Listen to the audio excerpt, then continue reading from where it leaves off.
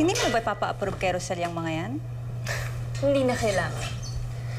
Pabayaan natin siya magdrama-drama doon. Total yun naman yung gusto niya. Ang sabihin mo, perfect yun sa'yo. Habang nagdadalamhati si Rosel, nagagawa mong lahat ng gusto mo dito sa kumpanya niya. Eh, kaya nga ako nandito eh. Kaya ako nagtitiis. Dahil alam ko, balang araw, mapapasakin din lahat ng to. Kaya sige lang, ipagpatuloy mo lang yung kahibangan mo, Rosel, na mahanap mo pa yung anak mo. Dahil isang araw, magigising ka na lang.